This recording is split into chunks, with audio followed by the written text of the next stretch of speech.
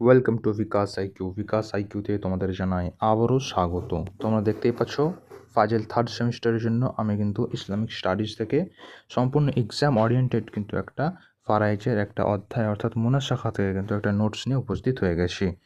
তো আমি বলবো তোমাদের ফাজিল থার্ড সেমিস্টারের জন্য পরীক্ষায় আসা খুবই গুরুত্বপূর্ণ একটা নোটস এবং এই 20টা এমসিকিউ তোমাদের জন্য রাখা হয়েছে। এগুলো তোমরা যদি করো আশা করছি তোমরা এখান থেকে 100% কমন পেয়ে যেতে চলেছো। তো দেখো, তোমাদের যদি বই থাকে অবশ্যই তোমরা বই পৃষ্ঠাটা খুলে বসো, মুনাশাখা চ্যাপ্টারটা খুলো এবং আমি যা যা বলছি নোট ডাউন করো। বই যদি না থাকে তোমরা কিন্তু একটা খাতা এবং কলম নিয়ে বসে যাও, যাতে করে গুরুত্বপূর্ণ অংশগুলো তোমরা দাগাতে পারো। তো চলো, সবচেয়ে প্রথমে আমরা মুনাশাখার সংজ্ঞা এবং পরিচিতিটা দেখে নিই। বলেছে মুনাশাখার সংজ্ঞা এবং পরিচিতি শাব্দিক অর্থ নস্ক থেকে এসেছে, যার অর্থ দূর করা, কোনো কিছুকে দূর করে দেওয়া, নকল বা সংকলনের পরিবর্তন করা। ঠিক আছে। পরিভাষার অর্থ কোনো মৃত ব্যক্তির পরিত্যক্ত সম্পত্তি বন্টনের আগে তার কোনো ওয়ারিস অর্থাৎ উত্তরাধিকারী মারা যাওয়াকে মুনাশাখা বলা হয়। কাকে বলে দেখে রাখবে, গুরুত্বপূর্ণ, এটা হাইলাইট করে রাখবে। এতে প্রথম মশলাটি বাতিল হয়ে দ্বিতীয় মশলার নিয়ম কার্যকর হয়। ঠিক আছে, এটা একটুখানি দেখে রাখবে। গুরুত্বপূর্ণ কিছু পরিভাষা দেখো। বাতন কাকে বলা হয়? বাতন বলা হয় মুনাশাখার ক্ষেত্রে প্রতিটা মৃত ব্যক্তিকে এক একটিকে বাতন বা স্তর ধরা হয়। বাতন মানে হচ্ছে আমাদের মধ্যে স্তর। মৃতের সংখ্যা অনুযায়ী একে 1 বাতন, 2 বাতন ইত্যাদি মশলা বলা হয়, মানে যতজন মারা যাবে ততজনকে এক একটা বাতন ধরা হবে। তারপরে দেখো নাসিব। ওয়ারিসদের প্রাপ্য নির্দিষ্ট অংশকে নাসিব বলা হয়। ঠিক আছে, নাসিব বলা হয় ওয়ারিসদের প্রাপ্য নির্দিষ্ট অংশকে নাসিব বলা হয়। তারপরে বলেছে মাহফিল ইয়াদায়ে পূর্ববর্তী মৃত ব্যক্তি থেকে পরবর্তী মৃত ব্যক্তির যে অংশ প্রাপ্ত হয়েছিল তাকে মাহফিল ইয়াদে বলা হয়। তারপরে বলা হয় যে মাবলাগ। মাবলাগ কাকে বলা হয়? অর্থাৎ মুনাশাখার চূড়ান্ত তসহিহ বা হিসাবকে মাবলাগ বলা হয়, যা শেষে লিখে জীবিত ওয়ারিসদের নাম এবং প্রাপ্যাংশ নির্ধারিত করা হয়। দেখো, সম্পত্তি বন্টনের যে নিয়ম সেটা কিন্তু এখানে বিস্তারিত পয়েন্ট আকারে বলা হয়েছে সংক্ষেপে। তাই বলা হয়েছে যে প্রথম মৃত ব্যক্তির সম্পত্তি যথারীতি তাসিহ করে তার ওয়ারিসদের মধ্যে বন্টন করতে হবে। তারপরে পয়েন্টে বলা হয়েছে এরপর দ্বিতীয় মৃত ব্যক্তির জন্য আলাদা মশলাহ বা তাসিহ করতে হবে।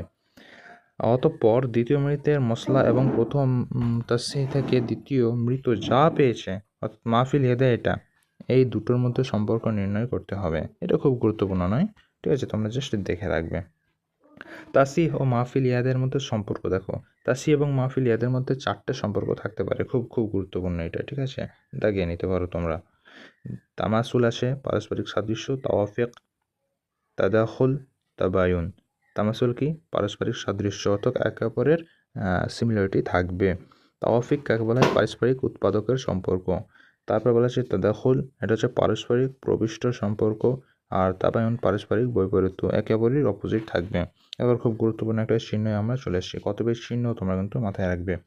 এই চিহ্নগুলো হলো আইন, আউল, অর্থাৎ যে আউল আমরা এক্ষুনি বললাম সে আউলের চিহ্ন কিন্তু আমাদের আইন অর্থাৎ হামজা, মানে অর্থাৎ অর্ধেক আইনের মতন চিহ্ন দিয়ে প্রকাশ করা হয়। আচ্ছা, তো সে এর অর্থ হচ্ছে তা সোয়াদ দাল। ঠিক আছে। তারপরে কিন্তু আমাদের মাহফিল ইয়াদের চিহ্ন দেখতে পাচ্ছ, মিম ফা দাল, মাহফিল ইয়াদের চিহ্ন। তারপরে দেখো র, তার ফিরিয়ে দেওয়া যে সম্পত্তি, তার চিহ্ন কিন্তু শুধুমাত্র আমাদের র হয়ে যাচ্ছে চিহ্ন। ঠিক আছে। মুবাল্লাগ কাকে বলে আবারও বলে দিচ্ছি শর্টকাটে, যে মুনাশাখা এর সর্বশেষ তাসহিহকে মুবাল্লাগ বলা হয়। খুব ভালো করে মাথায় রাখবে।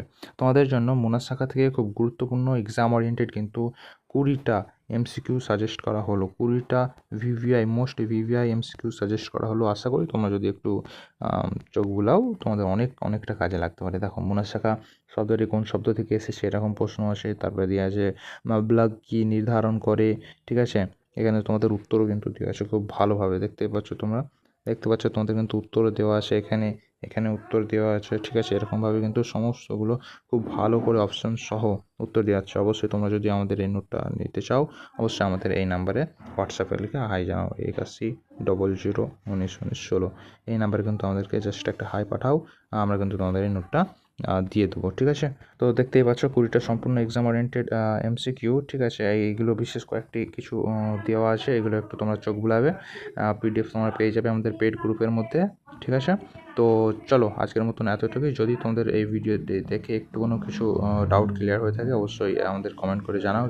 অবশ্যই যদি আমাদের আজকের ক্লাসের মধ্যে কোনো ডাউট রয়েছে অবশ্যই কিন্তু রবিবার যে ক্লাস নেবো সেই ক্লাসে আমাকে বিস্তারিত জানাতে পারো। তো চলো, ভালো থাকো, গুড বাই।